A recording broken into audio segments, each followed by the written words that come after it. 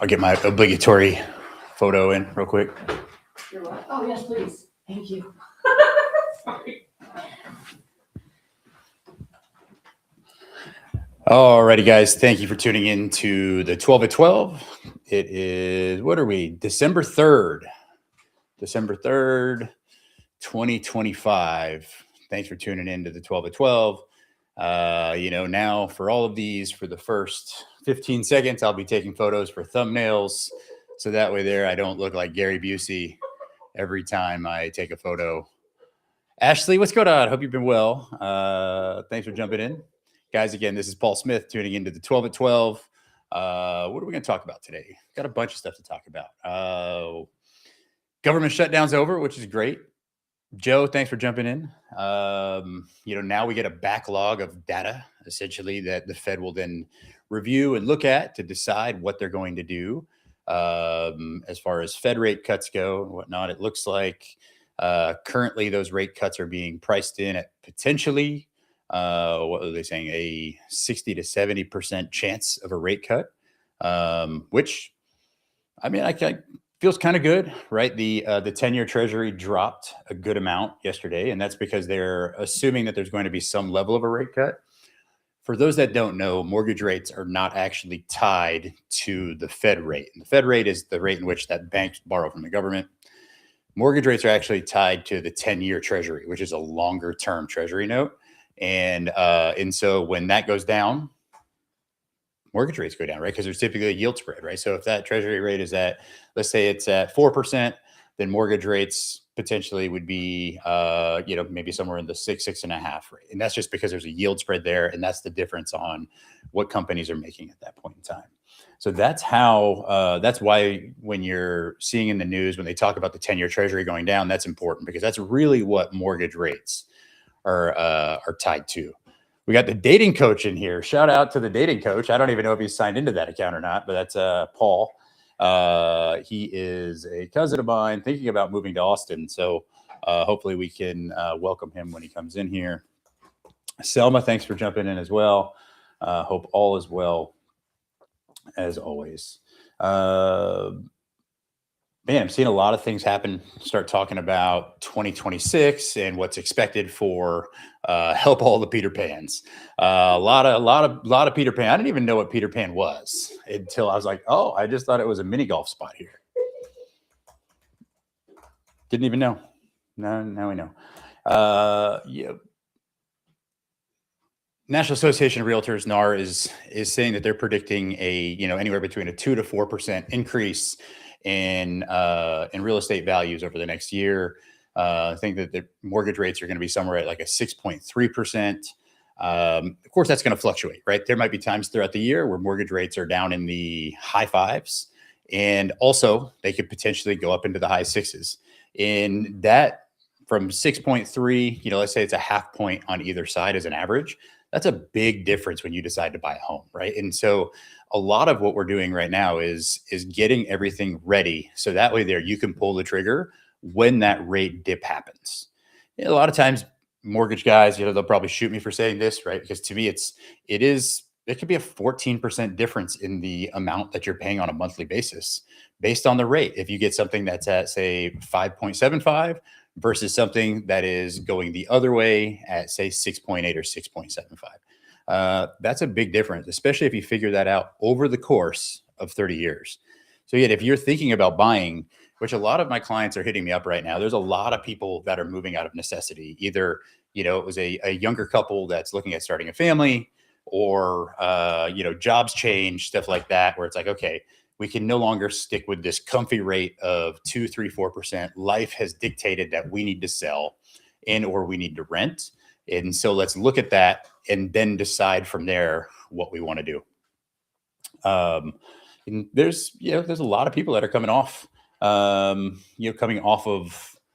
of those type of scenarios because they've been in this now for 2, 3, 4 years thinking that interest rates are going to drop. And guys, unfortunately, I don't think this is going to be something where you're going to see rates in the 4s anytime soon. I think if you do, there's a much bigger issue going on, right? And so if you see rates down in the 3s or 4s, there's something much larger at play that would probably be long-term great for real estate. Short-term, probably not great for the economy, because that means that jobs are not going well. That means that housing is tanking. Think about the last time that we get rates like that was either because of the housing crisis or the fact that the pandemic happened. And for those that were in the job field during that time when the pandemic happened, I remember we were on a Zoom call with a economist, and he basically said that what the pandemic did for the job market was substantially worse than what happened in the mortgage meltdown for the US. And I just remember sitting there with my business partners thinking, like, we're in trouble. Thankfully that didn't happen. Thankfully things played out well for us because we were in Texas. But those that don't, those are the level of things that had to happen for us to get back into that rate environment. I don't think that we want that, truth be told, right? If we can get down to a point where inflation is under control, which it seems like, to some extent it's getting there. We'll see what happens with economic policy and whatnot. But long-term, that's going to be something that, that we'll see kind of how that plays out at the end of the day. Let's see. So jumping on Austin Business Journal, Nate Paul staves off auction of prime downtown site. That is impressive. This dude is like the Teflon Don when it comes to a lot of shit. Impressively, he's not in jail. And he had that IHOP site, and it looks like that is not going to foreclosure. So shout out to Nate for that. I had lunch yesterday with a good friend of mine, and he was talking about, he was in South Korea for the past couple of months. He's from Greece, so he spent some time in Romania. There's a bunch of stuff happening there, specifically with the potential rebuilding of Ukraine, some investment opportunities if anybody's interested, some really cool ones. But also he spent 10 days in South Korea, as there's a chip making company that Elon invested $200 million in that will be helping with chips specifically within the humanoid world. And so here we go again, right? Talking about our robot companions. And how they're actually going to be built here in Austin, which is cool, right? I think everything in the movie I, Robot was cool up until the point where the robots started to do their own thing. So I feel like I'm really excited up until that point. I think that life is going to change drastically. When I can yell at somebody else for taking out the trash and not myself. Will, what's up, man? Thanks for jumping in here. It's been a long time, man. Hope you are well. But for those that don't know, right, Austin is the home of Tesla and all of the companies under Elon Musk's umbrella. And part of that now is going to be something that he thinks is going to be substantially bigger than Tesla. To the point where he negotiated a $1 trillion package, assuming he can hit certain milestones. That's huge that he was, able to do that, but that just tells you the magnitude of what potentially will be coming out of something like this, right? The fact that he was able to negotiate such a large number in the grand scheme of even today, that's crazy. And they're going to be built here in Austin. There's several companies that are sending employees over right now that are helping build this technology out. And so that's why there's been a great opportunity really for rentals in that Southeast corridor specifically, as companies are looking to find product that's fully leased, or not fully leased, but product that is furnished, right? So if you live in Southeast Austin and you are thinking about moving right now, and you're willing to leave your home furnished, hit me up, because there are companies that are willing to pay you 4x monthly rent from what they would pay normally. So if your normal rent would be $1,500 to $2,000, my friend's getting $7,000 a month. Now that's all bills paid, but that's a lot. That's a big difference. He's actually making as much money in 4 months as he would make in a whole year when you figure in all the other things, expenses and all that. And they just renewed another 4 months, and so now he's going to be making, just in that first 6 months, 8 months, he's going to make 2x what he would make in a whole year for rent in that case. And based on the factory just starting to be built, something tells me that's going to be happening at least for the next year, 2 years. That's something that is an opportunity right now. Like if you have that and you want something with that, let me know. And I think I could set you up with with somebody that would pay you substantially more rent. As when I put that property on the market for him, I got hit up by 4 different companies that were all looking for the same opportunity. So that's kind of cool, right? If you're in Easton Park, if you're in Austin Colony, and you've got something that's fully furnished, and you're like, look, my job is taking me someplace else, and I'm thinking about putting my furniture in storage. This is an opportunity right now for you. Not a lot of people know about this. I guarantee you people that live in that area do, because people are trying to buy their homes. That's an opportunity. And the nice thing about that is that rent will help you with your DTI, right? Your debt to income ratio. And if you're moving someplace else, that may help you live potentially rent free, at least for the next year while you try to figure that out. Just a little tidbit as far as that goes, but pretty neat there. Man, interesting. The MD Anderson site may or may not move, right? They were looking at putting it at the Erwin Center. The Erwin Center has been demoed. Up until this point, the MD Anderson was supposed to be going into the Frank Erwin Center. The UT Regent just recently said that they're looking at maybe doing something specifically up in the Domain, which I don't understand on that. I'm trying to do a little bit more digging.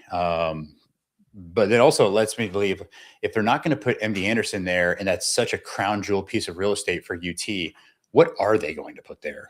And if it's going to be something better than MD Anderson, I can't wait to hear what it is, because that's going to be really dope. I think that'll be really cool. Guys, again, you're tuning into Paul Smith. This is the 12 at 12, December 3rd, man, 2 days away from Denise's birthday. Shout out to Denise. Of course, she's not in here. She's too busy doing other things. I get it. You know, better doing other things than heckling me is all I'll say. Yeah. No, just kidding. What else is going on? Austin has a new health tech unicorn. Yeah, I guess no surprise, right? I think there's such a huge opportunity in the health space. If you think about Oracle, and how Oracle has actually moved its headquarters from East Riverside to Nashville. A couple of reasons why they do that, right? They got huge incentives for that from Nashville, from Tennessee. Spent a bunch of money for them to go there. Oh, look at who it is. Denise Cook Smith just joined. She just missed the whole sweet, she'll have to watch it in the replay, but the very nice words that I said about her, and she just totally missed it. But, everybody had a happy early birthday to Denise. Oh, she was on Facebook. Oh, no. Wait, what are you doing on Facebook? Marketplace? Oh, Facebook. Oh, didn't even know. all love. All right, guys, that's it for me. Have a good one. I'm out. No, just kidding. Yeah, happy birthday, babe. Lost my train of thought. Happy early birthday. There it is. Yeah, that's the first time I've been speechless on here. Okay. No, MD Anderson, right? And it's interesting because we start talking about Austin has a new health tech unicorn. We start talking about all the different types of businesses and commerce that we have in Austin and the things that we're attracting. And prior to the UT Medical School being built, we didn't have a huge draw for biotech. Well, now you're starting to see that, right? And we're looking at MD Anderson, which is a large cancer facility that is, in Houston, and one of the more prominent facilities or cancer research hospitals in the U.S. And that's going to be big for us because right now that's not something that we have here. Was really thinking that it made sense for it to be at the Erwin Center site, especially with Dell Medical being right there. But also UT owns a lot of land throughout Austin. And so it'll be interesting to see why they put that there. But I will be watching too. If that gets announced, that is a huge announcement for the Domain. I mean, that would basically be a cornerstone type of a project or a development in the Domain area, similar to Q2, similar to the actual Domain itself. Think about the jobs, what that's going to do specifically to that area with all the doctors and everything else that's going on there. Let's see, guys. This is it's an AMA. So do you think that it could draw more medical industry? Yeah, absolutely. It's going to draw a lot more. Think about this, like bio research, biotech, which again, that's not something that we specifically had a bunch of. That was something that you had saw, like Nashville is excelling in the biotech space, also in the healthcare space. As you see, Oracle actually bought a large insurance company for healthcare purposes and getting into that space, and that's why they moved to Nashville for that reason. And so for Austin to start to kind of dip a toe into that and really kind of diversify, so we're not just in the semiconductor space, we're also getting more into the military tech space. So it's nice to not just be kind of pigeonholed into one type of tech and really kind of have that across the board. And really, I mean, the thing is, you can't have data centers. You can't have just about anything without semiconductors and without chips. And Austin is one of the largest, if not the largest, producer of chips in the U.S. With Samsung, Nvidia. Oh, nice. Cousin saying what's up. Love that. Samsung, Nvidia, AMD, Intel, all being in Austin. Pretty great as far as an opportunity goes. And so I think that's going to just continue to grow. Trying to think what else is going on here. Yeah, I don't know if you guys are paying any attention to into the Statesman site at all, but if you think about it right now, the Statesman site is south of the river and south of the river on South Congress, across from the Yeti headquarters right there. And looking at the things that are, can you just imagine having 30-story buildings on the other side of South Congress? It's just, I think that would be one of those things, like thinking 10 years ago that we would have 30-story buildings in the domain area. So I think once that happens, the things that are going to be kind of going right down south first, because right now you've got Music Lane, Soho House, ABBA. That is some of the best kind of functional real estate, I feel like, in Austin, as far as what kind of not younger, but kind of like more middle-aged affluence wants to be around. They want to be walkable to those things. And so when you start to bring in something like the Statesman site, where you're going to have additional jobs, you're going to have restaurants, jobs, hotels, everything in that area, that's really going to be nice. Because you think about it, when you're coming from South Austin going into downtown, whether you're on Lamar, South First, or South Congress, that choke point tends to be the river. So if you can start to get the downtown type amenities without having to come across the river, that means that that's going to save you 10 to 15 minutes of a drive both ways.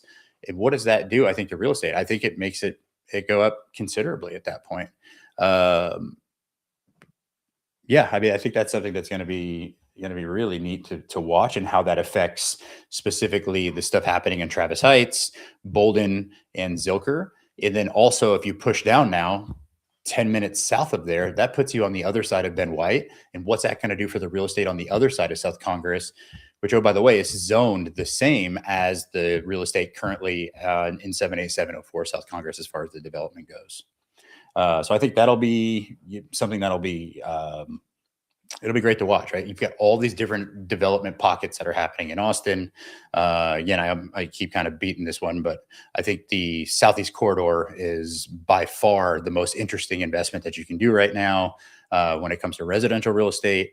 I think, office warehouse space is a killer investment right now if you're looking to get more into the commercial space. This is neat. OpenAI data center could create hundreds of jobs as part of a $135 million incentive deal. That's great. You know what I love to see about that is that Austin is getting back into offering incentives for companies to come here.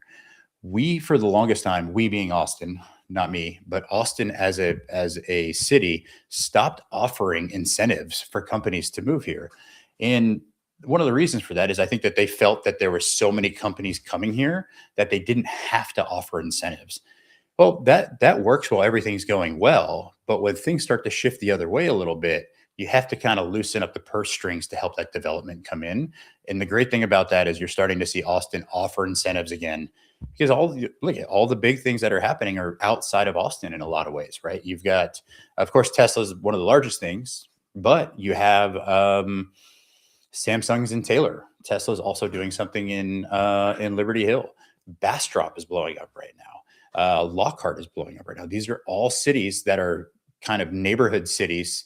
I don't want to call them sister cities, but maybe like cousins, if you will, that are cities that are trying to capitalize on the pool of people in Austin that are like, look, it's expensive to live here, and we want to live in an area where we want to be able to drive to Austin or Austin adjacent cities. But they're going to be offering a lot of incentives. And the thing that's great about those incentives is, one, it helps the company move there. It adds a lot of jobs, but also it helps their employees, because in a lot of these places, a lot of these towns, they have good schools. And so with the schools being good, now all of a sudden somebody can buy a home for substantially cheaper than as if it was going to be right in downtown Austin or even Austin proper, as far as looking at the median price goes. What else going on in the old world of Austin here? Man, I don't know if you guys have noticed or if you've seen, but there's going to be a potential, not even a potential, it looks like it's getting bid out right now for a new light rail line, which is going to be, you know, I don't think that light rail in Austin is going to be a huge fix long term. I think we need probably high speed rail. But the new line